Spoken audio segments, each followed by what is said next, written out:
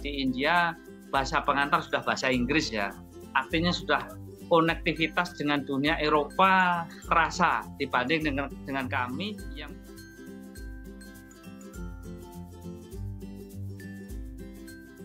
Namaste Meredos, kembali lagi ke channel Thai Apps, channel belajar di India. Hari ini Thai Apps kedatangan tamu spesial, yaitu guru dari SMA 10 Samarinda yang baru study tour ke India. Perkenalkan Pak Abu. Tentunya beliau memiliki banyak cerita menarik bagi kamu yang tertarik untuk berkuliah di India. Jadi jangan lupa untuk like dan subscribe dan nyalakan notifikasinya.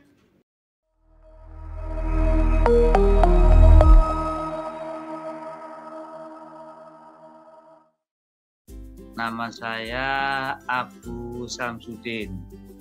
Saya lahir di Kediri, Jawa Timur pada tanggal 22 Juni tahun 1972. Saya mengajar di SMA Negeri 10 Samarinda mulai tahun 1997. Jadi hampir 30 tahun. Demikian sekilas perkenalan saya. Apa pandangan Bapak tentang India sebelum mengunjungi India? Mulai zaman SMA Mbak ya, saya ini suka dengan India. Terus terang saya suka, terutama dengan gambaran yang saya dapat dari film-filmnya, itu saya suka. Kemudian sampai yang terakhir ini saya suka India banget itu dengan epos Mahabharatanya itu yang saya suka. Kemudian begitu ada ajakan dari sekolah ke India, saya antusias karena memang banyak hal yang pengen saya tahu dari India. Apakah Anda khawatir berpergian ke India karena pengaruh media sosial? Kalau dibilang khawatir, tidak. Justru saya menikmati. Pengen tahu. Dapatkah Anda menggambarkan India dengan kata-kata sendiri?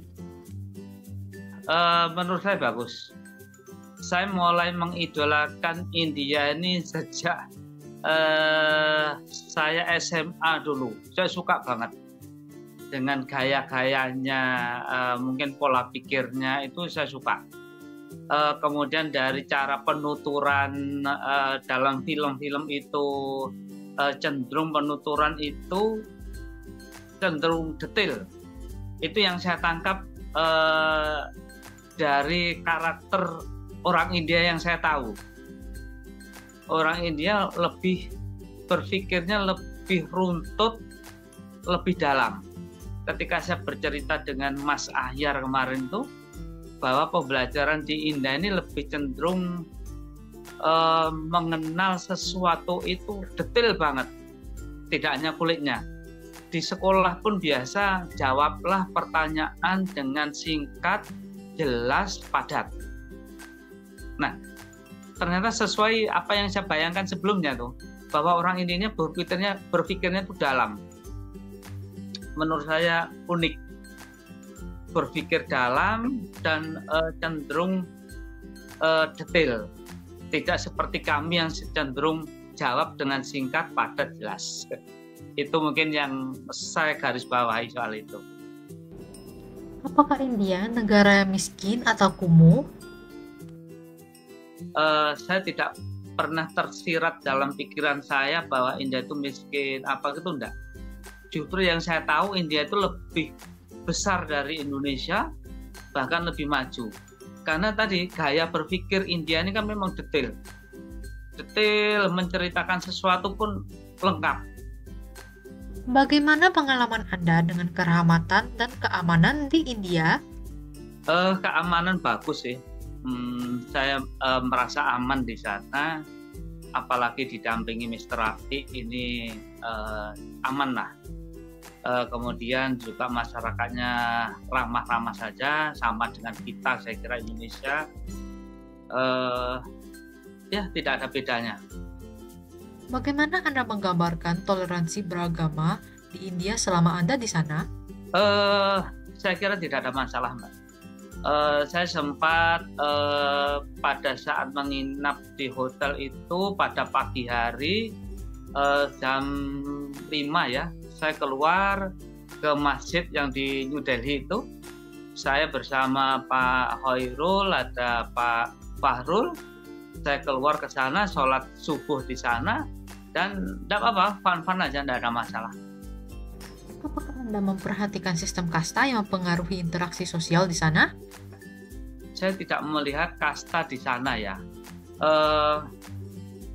Tidak menemukan, baik itu di masyarakat sosial kebanyakan, karena kita juga sempat kan sama Pak Raffi juga ke pasar malam itu juga saya kira sama dengan Indonesia. Kemudian di pendidikan, di kampus juga tidak ada saya kira. Kemudian di Bennett University pun juga tidak nampak ada kasta-kasta, semua berjalan seperti kami di Indonesia, saya kira seperti itu. Apakah Anda merasa nyaman berpergian ke India? Nyaman sekali. Saya bahkan sering keluar dari, mohon maaf Pak Raffi ya, saya sering keluar dari rombongan, saya bertiga saja dengan tadi yang saya cerita Pak Fahrul sama Pak Hoirul, dan tanpa pengawalan dari Mr. Raffi, mohon maaf, tapi saya rasa aman. Saya tidak mengalami kendala apapun. Berapa kota yang sudah Anda kunjungi di India dan mana yang paling menarik? Yang terlama kayaknya di New Delhi Pak Raffi ya. Kalau semua kota mana yang menarik, saya kira semua menarik. Karena semuanya pengalaman baru bagi kami, bagi saya, dan saya kira semua menarik, saya suka. Bagaimana dengan biaya hidup di India? Saya pikir hampir sama, bahkan kayaknya lebih murah di India Pak ya, daripada di kami di Indonesia ya. Barang-barang lebih murah dan kualitasnya bisa lebih baik lah, daripada justru di kami ini lebih mahal kayaknya begitu. Kalau harga perekonomian kayaknya kurang lebih sama dengan kami yang di Indonesia. Barang-barang kurang lebih harganya ya sama lah. Apakah makanan di India sesuai selera Anda? Kalau selera Mbak ya, mungkin karena ini bagi saya terutama, kalau dibilang saya tidak menandai makanan itu cocok apa enggak cocok dengan lidah saya ya, karena memang lidah saya kan memang lidah Indonesia Mbak ya. Nah, tetapi ini adalah bagian dari petualangan saya. Kalau saya di India terus makan versi Indonesia kan ya apa gunanya kan. Tapi saya suka memang mencoba itu. Dan kalau dibilang cocok tidak cocok ya karena memang tidak pernah. Tapi saya suka, ini bagian dari pengalaman saya menikmati masakan India. Tapi saya kira baik aja, aman. Apakah mudah untuk menemukan makanan halal di India? Kurang lebih banyak makanan yang sifatnya kan vegetarian Mbak ya. Dan itu bagi kami ya halal saja, tidak ada masalah. Kebetulan kalau saya juga cenderung vegetarian, saya ini vegetarian juga, lebih cenderung suka sayur. Saya kurang suka kalau daging. Jadi kalau makanan bagi saya tidak ada masalah. Apakah ada pengalaman yang tidak terlupakan selama Anda di India? Saya kira yang semuanya sulit untuk dilupakan, karena ini bersejarah bagi saya. Pertama kali ke India. Tapi yang paling ingat mungkin ketika kita naik kereta api dengan jam yang mepet, Mr. Raffi sabar mengawal kami, tidak panik. Nah, itu yang saya suka Mr. Raffi. Terima kasih Mr. Raffi. Karena kami ini kan orang banyak, kadang tidak bisa semuanya sesuai ekspektasi. Tapi salut saya Mr. Raffi, sabar menghadapi kami. Apakah Anda merasakan kesamaan budaya antar India dan Indonesia? Seperti kurang lebih sama Mbak, sama dengan di Indonesia sekarang sama. Itu yang termasuk menjadi pertanyaan kami ya.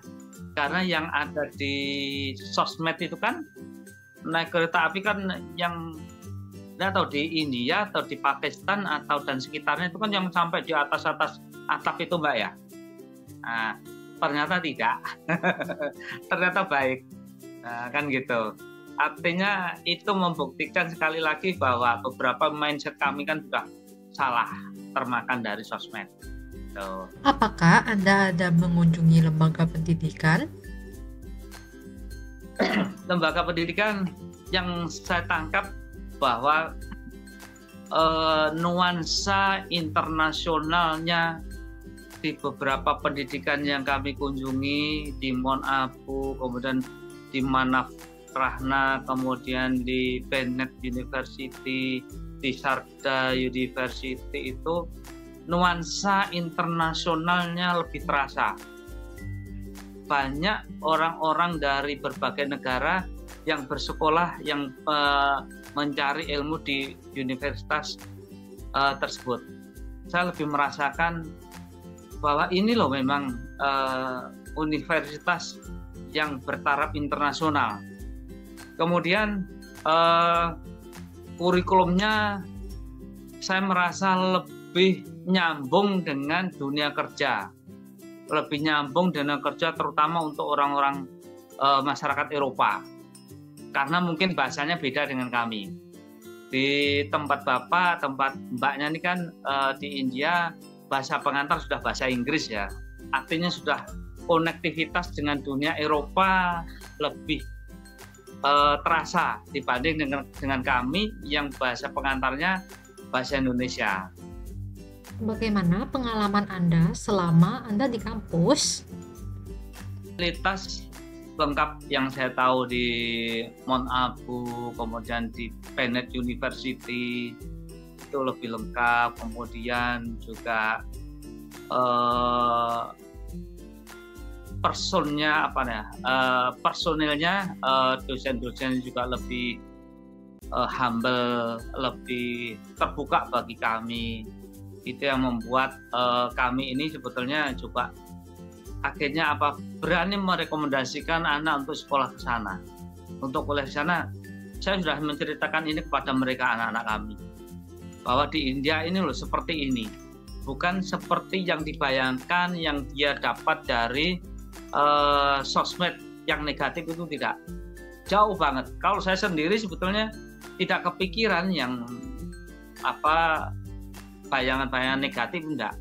Tapi paling tidak saya sudah sampaikan ke anak-anak kami bahwa India itu seperti ini, lebih terbuka kepada dunia internasional. Yang saya tahu di Mon Abu juga begitu, di Bennett University kemarin yang saya tangkapkan seperti ini, bahwa anak sebelum menerima ijazah sudah dapat kerja di luar negeri, di Eropa. Jadi di sekolah hanya tinggal di Bennett University, hanya tinggal wawancara, kemudian masuk ke dunia kerja. Itu yang saya tangkap. Apakah IELTS dan TOEFL dibutuhkan? Kemarin sempat saya bertanya kepada Mas Ahyar ya, bahwa mungkin memang biasanya kan di tempat-tempat bukan hanya India saja ya, perlu satu persiapan khusus.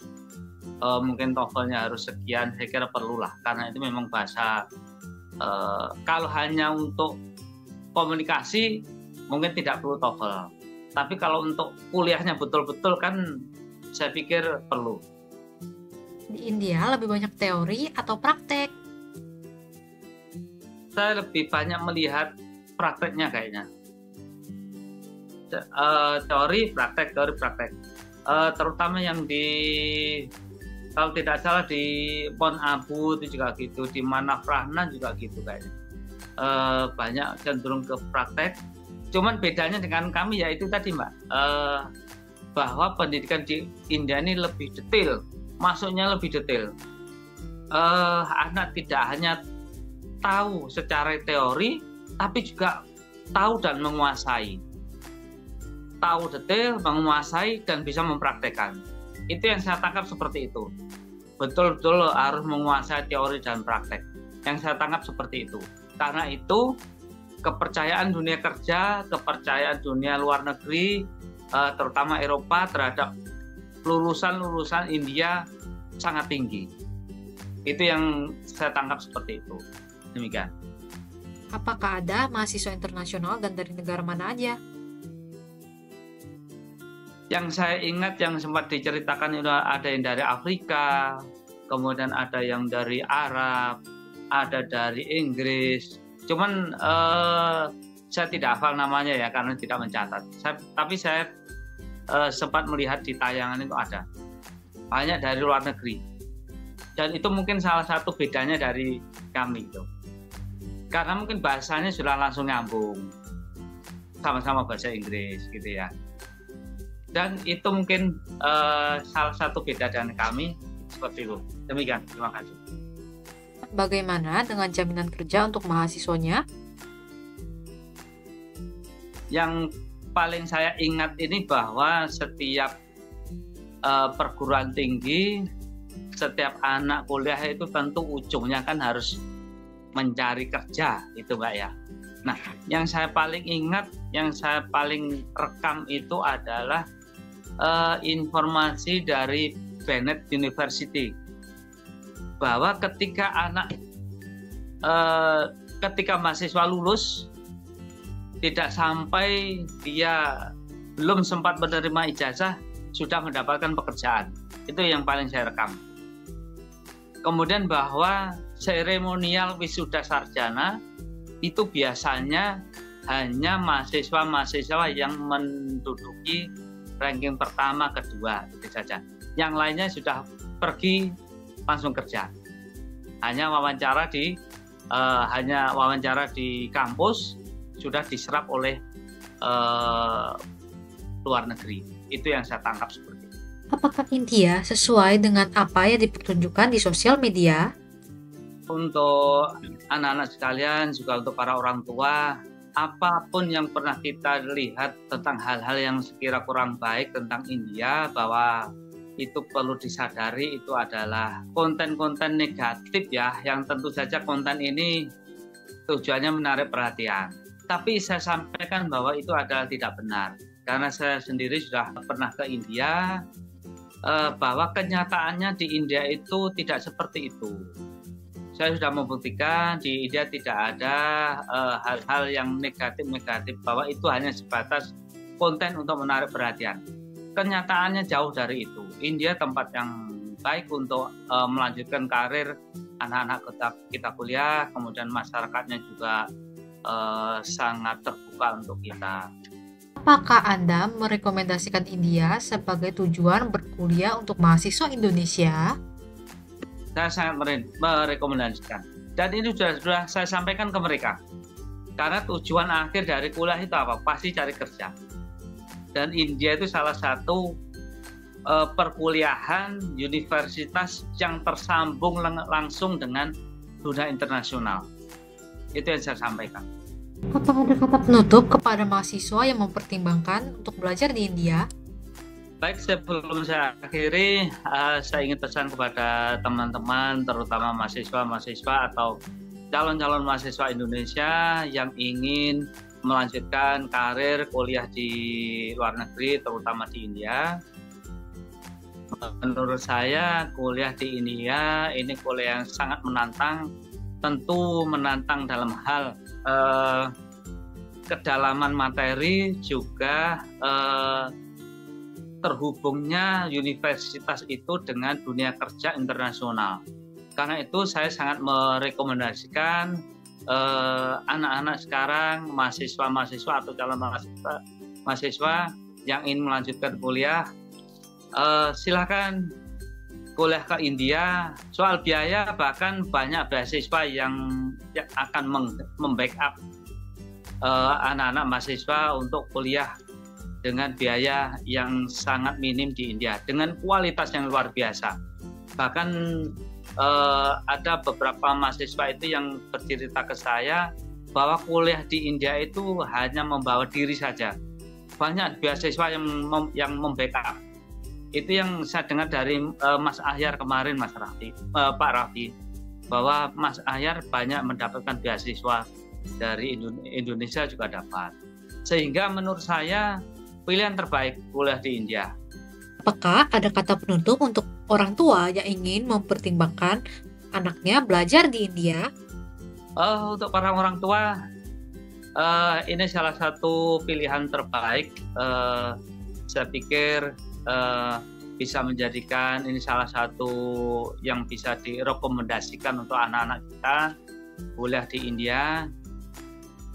Dengan pengalaman yang baru, dengan pengalaman yang lebih seru daripada di tempat-tempat yang lain. Dan ini sangat recommended untuk saya sampaikan. Menurut saya sangat baik untuk kuliah di India. Terima kasih. Wah, menarik banget ya. Terima kasih SMA 10 Samarinda dan Pak Abu atas study tour-nya ke India. Gimana Meredos, tertarik gak nih untuk berkuliah di India? Kalau tertarik, jangan lupa untuk like dan subscribe dan nyalakan notifikasinya. Kalbi Alvida, Nakena, Firmilengge.